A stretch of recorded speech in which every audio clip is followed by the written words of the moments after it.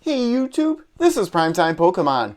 In this video, I'll be providing some more tips for Pokemon card collecting. And in this specific video, I'm going to be talking about selling Pokemon cards, collecting Pokemon cards, and really investing into the Pokemon trading card game and making the most money possible. Now, with that being said, before I get too far into this video, make sure to subscribe to my channel for more videos like these, and of course, leave a like on this video.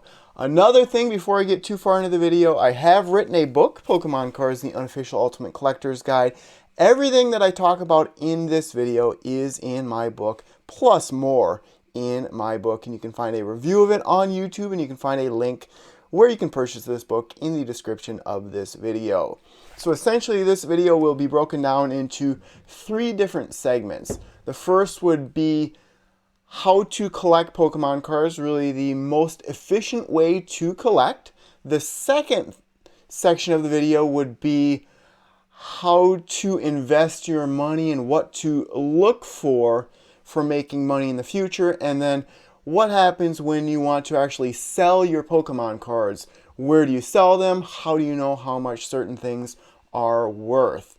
Now, I've done lots of videos that include bits and pieces of what I'm going to talk about in this particular video. Like always, if you have any questions for me, feel free to comment on this video and I will answer as many comments as there are in the video. So, first up, when it comes to collecting Pokemon cards, it is always cheapest to go out and buy cards individually. And I can give you a good example of this. So it does not make sense, if you're trying to be the most cost effective, to go out and buy single booster packs or elite trainer boxes or really any sealed product in the hopes of pulling that one certain card. For example, my favorite Pokemon, and a Pokemon that is very collectible in Charizard, let's go to the Darkness Ablaze set, for example.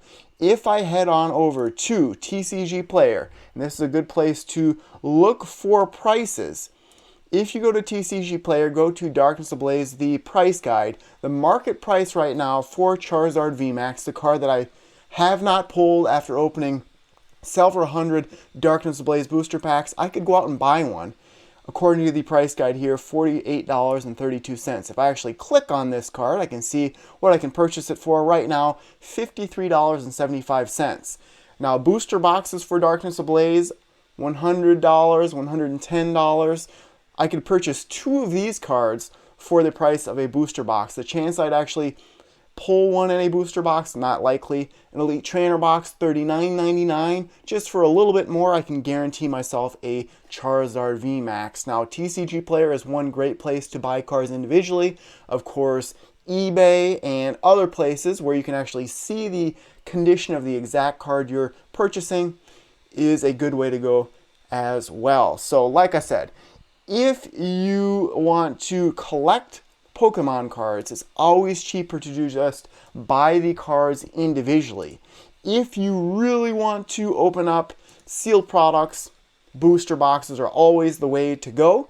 Price per pack is the cheapest, and then like I talked about in a recent video, for sure you're going to get usually 12 rare holo cards or better. Now, those rare holo cards could be ultra rares or secret rares, but booster boxes really have the most guaranteed pull rates of any product in the TCG. Outside of the 36 packs inside of a sealed booster box, there are really not anything guaranteed about what you're going to pull from an Elite Trainer box, from a blister pack, anything like that.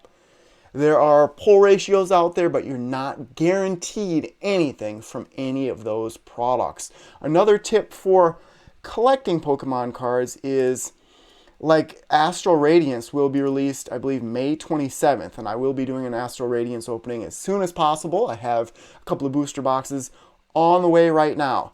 But the way prices work for individual cards with a set is, if you can get the cards early as a consumer, a buyer of Pokemon cards, you can flip those cards very easily for high prices early on. When a set officially releases, the prices are still a little bit higher.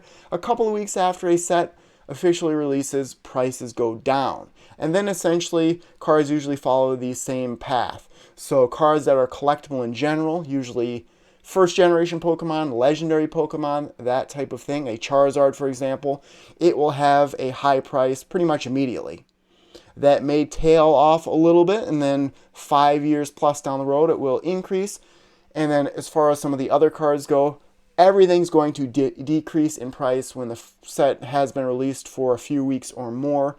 Some cards that are good competitively might increase a little bit, but for the most part, a year or two after a set is released, the prices are going to be relatively cheap. And then when that rotation happens, when a set goes from standard format to expanded format, a lot of players of the TCG might be looking to sell their cards. That's also a good time to pick up cards individually. So key takeaways would be, for collecting Pokemon cards, buy the cards individually. It actually is better sometimes to actually buy lots of Pokemon cards instead of just one card at a time. That's pretty much the opposite of when selling. You want to sell cards individually, not as lots, and then you want to wait until the set has come out. Sealed product wise, go out and buy booster boxes. Those would be your best value. And then essentially, and I'll talk about this in the next couple of segments, keeping products sealed is really the best possible way to make money in the TCG. And I know personally, if I didn't make videos on YouTube and I was just purely a collector, now I do collect because I think Pokemon cards have value, and I know that I'm not going to make all of my money back with Pokemon cards, but I know that I enjoy collecting. I enjoy completing sets, collecting all the ultra rares and secret rares. I know those cards are going to have some value in time, that I will be able to get some of that money back. And if I am smart about what I purchase, I will be able to make even more money back in the future. With that being said, I actually was able to time the market a little bit and actually sold some of my individual cards. I'm actually paying for, with cash, the windows and siding on my house. So I was able to sell lots of money at the right time, lots of cards. To make lots of money at the right time is definitely possible. So that's really it for tips for collecting. I can really talk about investing in Pokemon cards, what you are looking for. And like I mentioned, investment wise, the easiest way to invest in Pokemon cards is to buy sealed products and keep them sealed.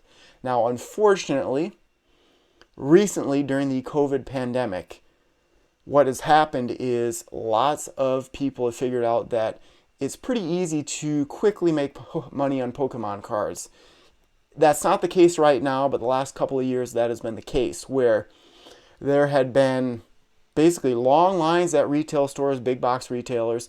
They'd purchase boxes at MSRP, let's say an Elite Trainer box for $49.99, let's say for a special expansion like Shining Fates or Hidden Fates, and they could quickly flip those on the secondary market for almost double.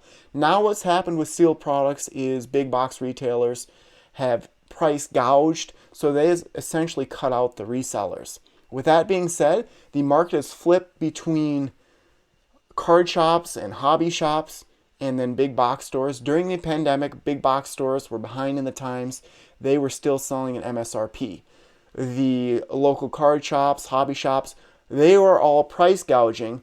They made more money, of course. That's the way that the market works with capitalism. If there's more demand, you can get more per product.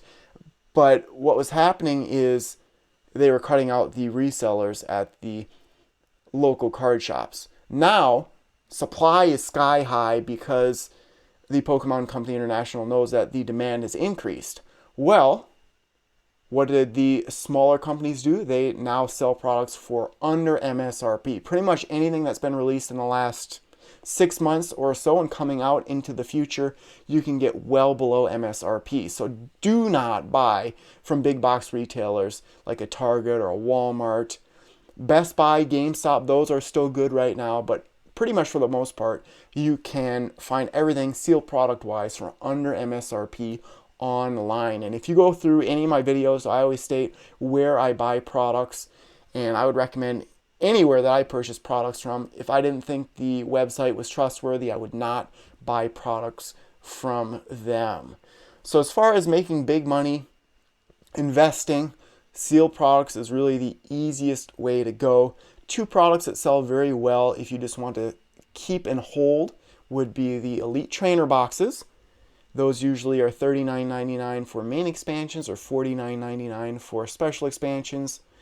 And then booster boxes. Booster boxes are available with each and every main expansion. Retail MSRP is $143 and some odd cents. You can usually find them for $100 to $120. Now, those sealed products, usually it takes somewhere between 3 and 5 years before prices start to increase. Usually 5 to 10 years is where it really does start to increase. For example, booster boxes that are from sets that are 4 or 5 years old are starting to get into the $300 to $500 range. I know personally myself, I've opened up all these sets on YouTube for the most part in booster box form. A base set booster box that was $600 5 years ago sells for, at least within the past year, almost $20,000. So sealed products are the way to go when it comes to investing in the TCG. But another good way to invest is just collect cards the way that I recommended, buying individual cards or booster boxes, things that are price per pack wise cheaper. Now, I've talked about it some with the increased supply. You are going to see clearance prices or boxes that are under MSRP. That's also worth some consideration, just because if you are getting a deal on the box, even if that box doesn't increase a ton long term, you still will have made a profit. I know myself, when I'm looking for a set to particularly invest in, it really doesn't matter any sealed product wise. I don't think there's been a time in the last 20 years since 1999 when Pokemon was brand new in at least the United States. There has not been a sealed product that has not increased over time compared to the MSRP when it was new. So you're safe there. You just don't want to pay more than MSRP, and you do want to give it some time. That's the issue with sealed products, is they do take up some space. Most of the products behind me are sealed. Look at how much room this takes up. So that is an issue. It's harder to keep these boxes in good condition. I know for Elite Trainer boxes, as well as some booster boxes, there are some acrylic cases out there that are used to protect a sealed product. You could also look at some type of tote that seals out moisture and air, that type of thing, to help protect your sealed products. As far as individual cards go, Charizard's the way to go. Pretty much anything Charizard will be very valuable in the future. So for me personally, I would say Pokemon to look for when investing or trying to make money in the future. First generation Pokemon, those from the first 150, 151 if you include Mew. And then starter Pokemon are usually good. The Pokemon that you choose at the beginning of the video games. Pikachu, of course, one of the most iconic Pokemon of all time.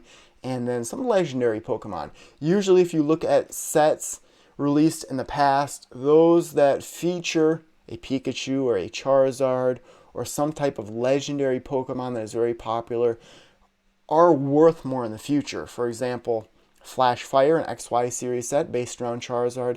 That set is very valuable. Legendary Treasures. There's not anything super valuable in the set card-wise, but the number of good cards that can be pulled per booster box, quite high, so that set is in demand. Anytime that there are collectible Pokemon in the set, sealed products for that set are going to be worth more. Also, the same thing can be said for sets like the E series of sets. Sets that were not printed that much, the individual cards from those sets are worth more. And a good way to do it, if you are a collector like myself, I would love to, anytime I purchase something like a booster box of Astral Radiance, for example, I would buy 2.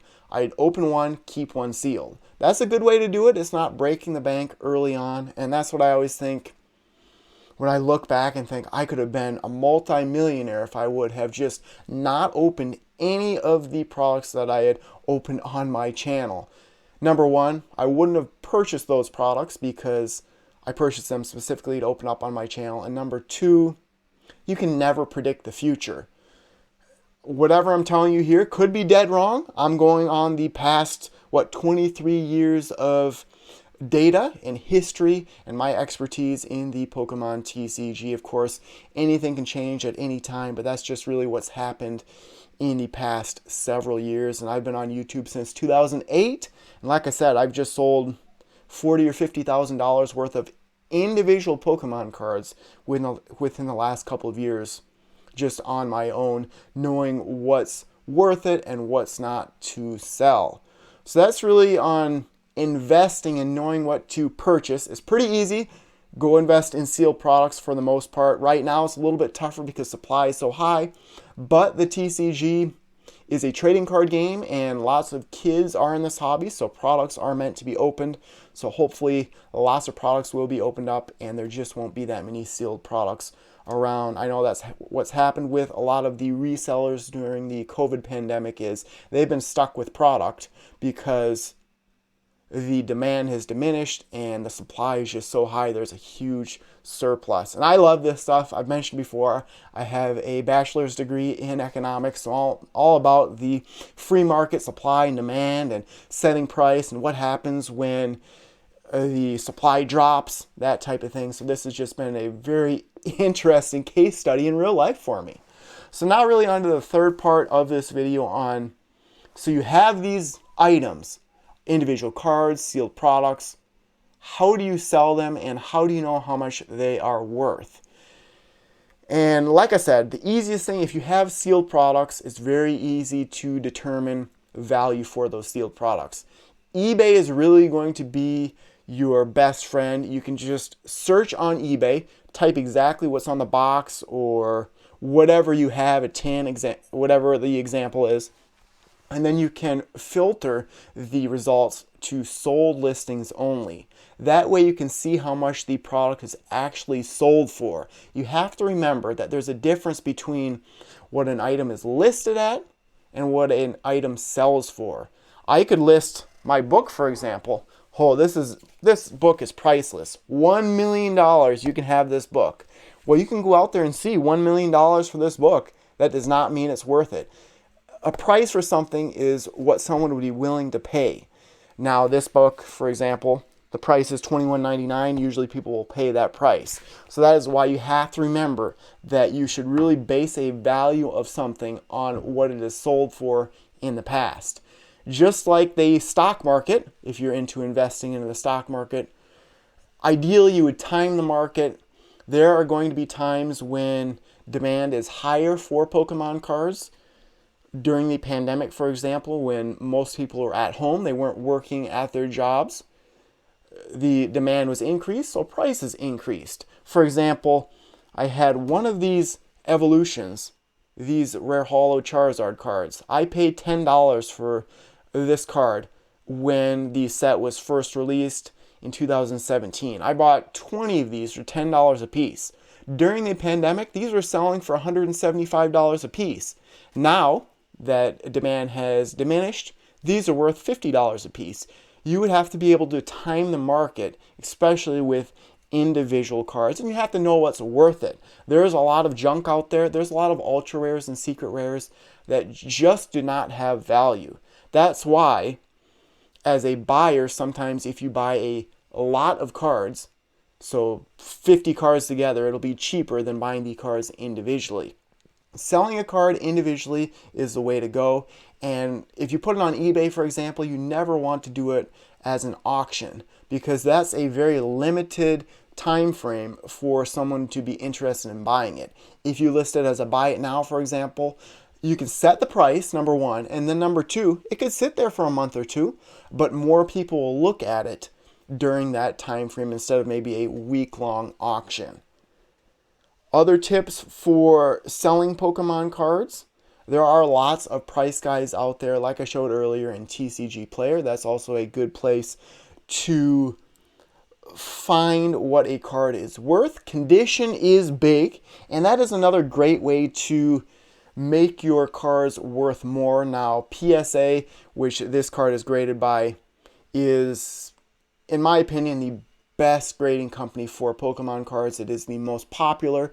Beckett BGS is probably the toughest grader. It actually might be worth a little bit more, but overall, if you're sending a card in to get graded, I'd go PSA, BGS, and then there's some other grading companies out there. But if you're able to get a 10, usually a 9 and a 10 are worth more than a raw card or an ungraded card. If you get a Gem Mint 10 like this card is, it greatly increases the value. Now, it does cost money to send cards in to get graded. At this point in time, I wouldn't send bulk in to get graded. I would only send sort of the best cards in to get graded, but that's a great way to increase the worth of Pokemon cards. So look at getting your cards graded. You could also buy individual cards that aren't graded and then send them in to get graded.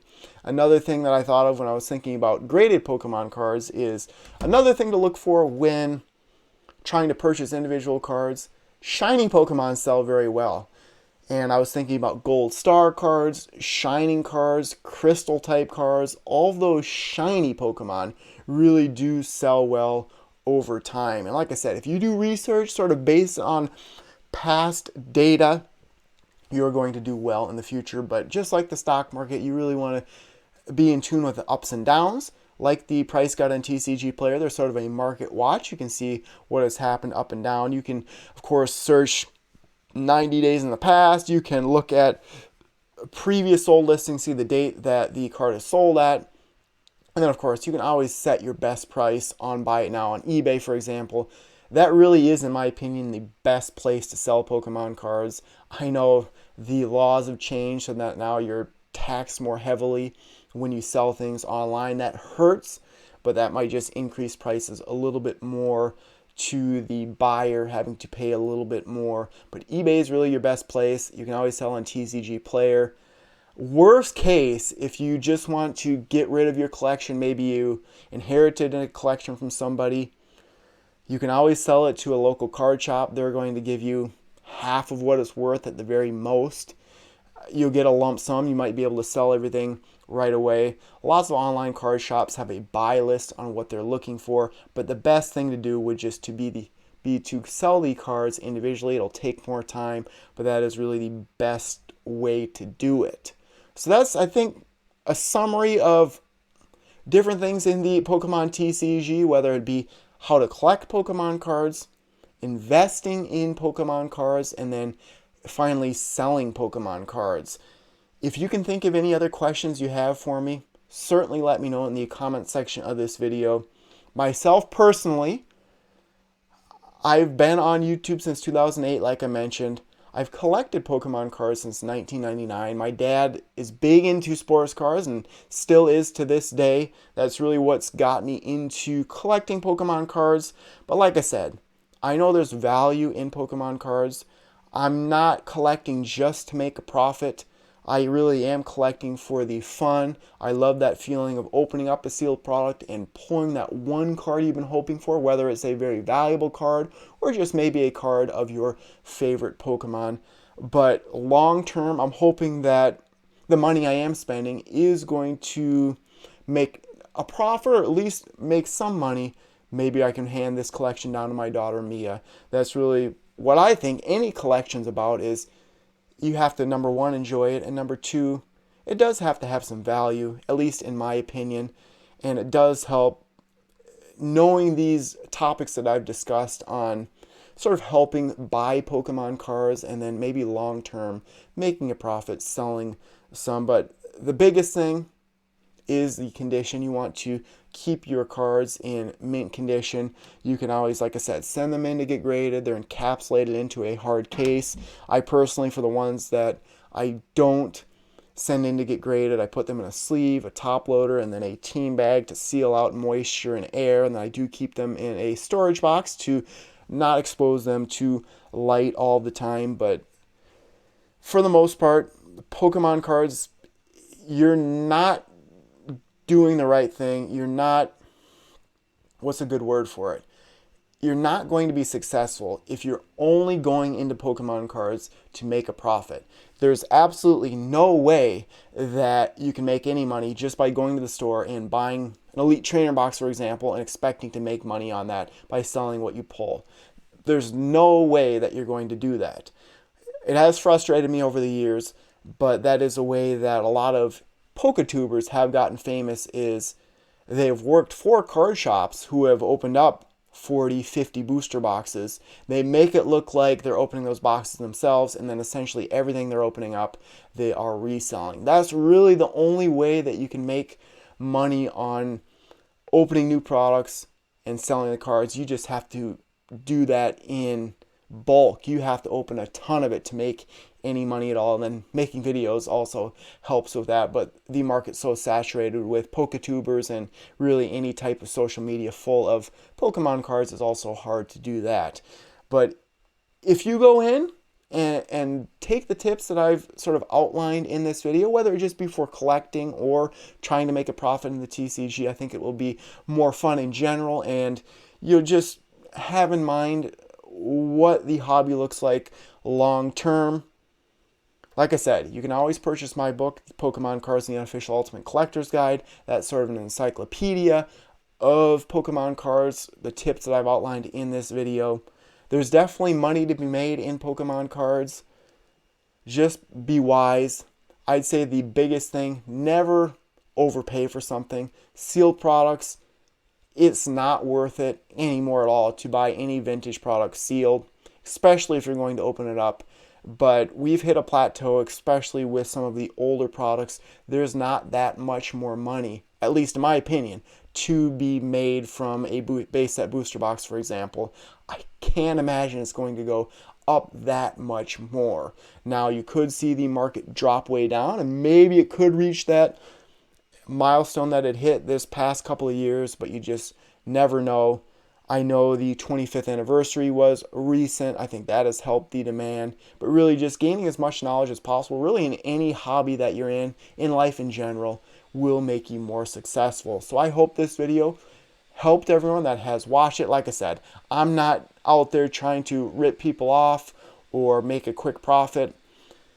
I have kept products sealed in my collection just because I think it is better sometimes than putting money into your 401k or 403b or whatever like that. But I think it's a good investment. But like I said, it takes some time, it takes some dedication, and it does take up some physical space if you keep sealed products. But it is a fun hobby to have. I hope this video has helped you guys. As always, again, make sure you subscribe to my channel. Without you guys, I have no motivation to make videos on YouTube. Leave a like. You can always turn on all notifications so you know exactly when I post a new video to YouTube. And then if you would like to support my channel even more, a way that I try and make my channel less costly to produce with all the products that I buy, you can always become a patron of mine on Patreon, purchase my book like I talked about, and then in my live streams, which I do hope to do a live stream shortly for an Astral Radiance booster box, you can always donate through that or via PayPal. All of those things can be found in the description of this video. So happy Pokemon card collecting. I hope you guys can invest long term in the Pokemon TCG and just have fun in the hobby. So thanks everyone for watching, and stay tuned for more videos.